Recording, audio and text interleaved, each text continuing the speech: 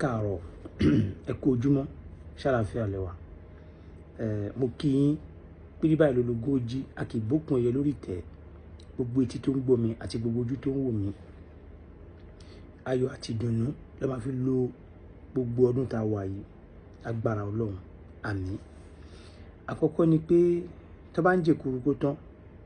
wọn kì í gbọ́n owó ẹ̀ sínú àwo gẹ́gẹ́ bẹ́ẹ̀ ni fídíò tí mo rí láàárọ̀ yìí tí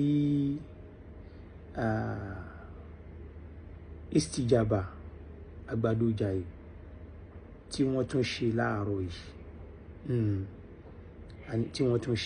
láàárọ̀ yìí òun ni pé ìbéèrè mẹ́rin àti pàtàkì ọ̀rọ̀ mẹ́rin ni mo fẹ́ sọ. Ẹni tí ó bá béèbú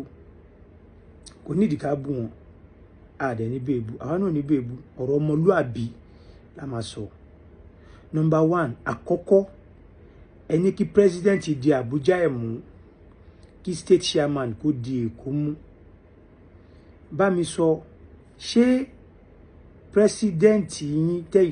ìwọ kọ́kọ́ gba president yẹn as your president ṣé ẹ gba Olúọmọ ní president yín? First question yẹn. Tó bá gba Olúọmọ ní president yín gẹ́gẹ́ bí president National Union of Road Transport Worker lẹ́ni ṣé fọ́tò Olúọmọ wà nínú branch yẹn as president? Kérò yẹn kókó máa já ẹ̀jẹ̀ lọ́kàn. Ṣé tẹ́ máa sọ pé ẹ bẹ̀rù Ọlọ́run ẹ̀yin gangan lè ṣù èṣù ni yín ẹ̀yin dẹ̀ máa ń fẹ́ gúnyàn ní kẹ́ṣẹ́ ẹ̀ẹ́dẹ̀ nífẹ̀ẹ́ ká sọ̀rọ̀ bẹ́ẹ̀ ọ̀rọ̀ tiwa ló máa ń ká yín lára ọ̀rọ̀ tiwa ló máa ń ká yín lára ọyún ò dẹ̀ mọ̀ pé ẹ̀yin gangan lè ṣù. Tó bá gba president tó bá gbà pé Olúọmọ ni president kó fọwọ́ di Àbújá mú kọ́kọ́ sọ fún mi ṣẹ́yìn kọ́kọ́ ọ̀nà Olúọmọ as president yín ṣé picture Olúọmọ wà nínú branch yẹn? Question yìí nìyẹn. Ẹlẹ́ẹ̀kejì ẹ máa ń sọ pé iṣẹ́ wa jọba ń gbàdúrà pé iṣẹ́ tó ń pè ní iṣẹ́ wa yẹn ṣé ó gbàdúrà kó fi iṣẹ́ yẹn lọ́mọ lọ́wọ́ pé Ọlọ́run o iṣẹ́ tí mò ń ṣe yìí o National Union yìí o tó ń ṣe yìí o gbogbo ọmọ tẹ bá bí kán jogún ẹ̀ lọ́wọ́ yín tó rẹ̀ máa ń pe iṣẹ́ ojú òkè ń tì yín ni iṣẹ́ fòfò mú living bó sorry to say iṣẹ́ wo lẹ́ ń pè ní iṣẹ́ yín iṣẹ́ wa ẹ má máa ó yẹ kó máa dọ́wọ́ bojú ó jẹ́ káfíńtà ni àbí ó jẹ́ bricklayer ni àbí ó jẹ́ aluminium tẹ́ ń pè ní iṣẹ́ wa tí ó bá ṣe pé àwọn èèyàn kọ̀ọ̀kan tó jẹ́ àwọn èèyàn pàtàkì àtàwọn ẹ̀tọ́ mi bá sọ pé iṣẹ́ wo ni iṣẹ́ olè ó ti yé but àwọn èèyàn gidi àwọn èèyàn lálùbáríkà wọ́n wà pẹ̀lú yín àwọn tó dẹ̀ tún wọ́n ṣe pé wọ́n jẹ́ onímọ́tò tí wọ́n ṣiṣẹ́ yẹn tí wọ́n mọ̀ nípa iṣẹ́ yẹn tí wọ́n jìyà iṣẹ́ yẹn wọ́n wà pẹ̀lú yín ní àfin nífẹ̀ẹ́ ní sọ bẹ́ẹ̀ ẹ máa tún fi pẹ́ sọ. Number 3 ṣé oní bá ń béèrè ẹ máa ń sọ pé wọ́n ń ràn yàn jáde níbo ló ti rí ok ṣèbí enemy wa ni ìwọ jẹ́ tẹ́lẹ̀ state chairman tí wọ́n sọ di state chairman ẹ lé ní o gbàdúrà kó tiẹ̀ ever di state treasurer tó di lánàá bèlè ń ta sí ètè ni ọ̀tá ẹ ló jẹ́ ẹ gbàdúrà kó tiẹ̀ débẹ̀ rárá. So definitely nígbà tá à ń bú àgbẹ̀dẹ yẹn tá à ń bá àgbẹ̀dẹ jà yẹn ó bá sọ fún mi pé àti state chairman ẹ̀ ní àwọn náà pẹ̀lú àwọn tó ń sọ̀rọ̀ sí mi lẹ́nu kí n máa sọ̀rọ̀ lánàá yẹn béèrè lọ́wọ́ wọn pé sáwọn làwọn ń sọ̀rọ̀ sí mi lẹ́nu béèrè náà nǹkan tẹ́ ẹ̀ bá mọ̀ ẹ yé sọ tó bá fẹ́ mọ gbogbo ìpínlẹ̀ ọ̀rọ̀ lèyàn máa ń fọ́lò lèyàn máa ń wò pé báwo lọ̀rọ̀ yìí ṣe bẹ̀rẹ̀ bẹ́ẹ̀ yẹn bá ṣe fò lèyàn ṣe máa ń sọ̀kò ẹ̀ kọ̀ bọ́ta ẹ̀ kọ̀ ṣẹnu wọ̀ṣọ̀ láti máa sọ̀rọ̀ kò dáa ẹ̀ bí tẹ́ máa sọ pé kéèyàn bẹ̀rù Ọlọ́run ẹ̀yin náà ẹ bẹ̀rù Ọlọ́run o ẹ bẹ̀rù Ọlọ́run pẹ̀lú gbogbo tẹ́ ẹ̀ ṣe yìí àtúbọ̀tán dẹ̀ ń bọ̀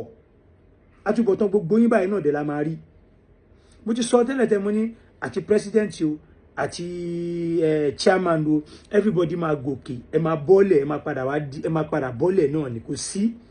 everybody máa bọ́lẹ̀ ṣùgbọ́n tó ní kálukú bá ṣe la máa rí. Ok sọ nǹkan kí ni ṣé chairman yìí wọ́n ti confam chairman yìí ní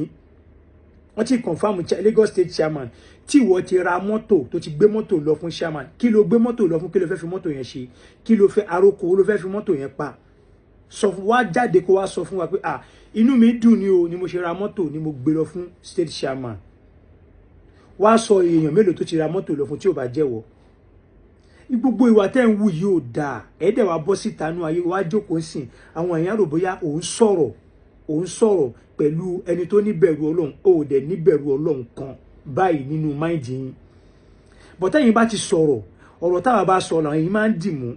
kó dáa ẹ̀yin èèyàn ẹ bẹ̀rù Ọlọ́run ẹ̀yin èèyàn ẹ bẹ̀rù Ọlọ́run ẹ bẹ̀rù Ọlọ́run o ẹ bẹ̀rù Ọlọ́run o ẹ bẹ̀rù Ọlọ́run o ẹ bẹ̀rù Ọlọ́run o now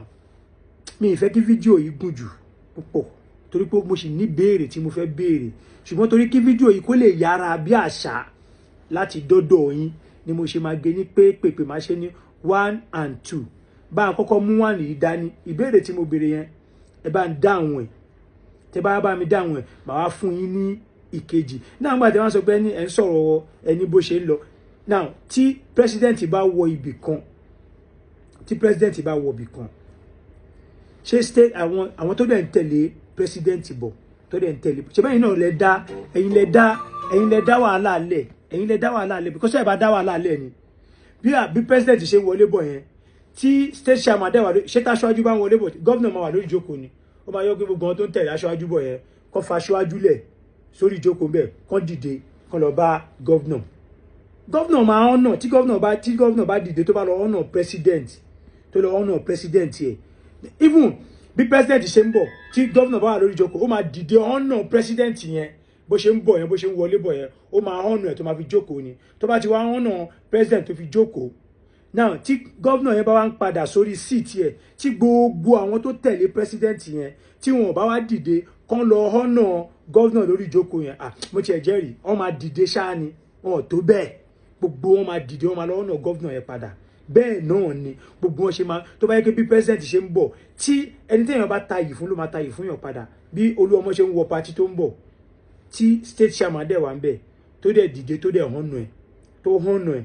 Ọlọ́run tó hànú president yẹn tó bá jókòó tí gbogbo wọn tó jókòó ti president yẹn tí wọn bá padà lọ hànú state chairman yẹn lórí ìjókòó yẹn Ọlọ́run tó bá fún gbogbo wọn ní summon letter èmi náà fọwọ́ sí pé yes ẹ deserve ẹ why èèyàn ti hànú president kí ló tẹ̀ lọ hànú state chairman yín so tẹ́ bá ń sọ̀rọ̀ ẹ sọ̀rọ̀ pé àwọn onílàákàyè náà máa gbọ́ yín bá mi fẹ́ kí fídíò yìí gùn jù mọ́ ń bọ̀ wá máa jù mí wá ẹ̀yin onílàákàyè ẹ máa tẹ̀lé wa ká lọ.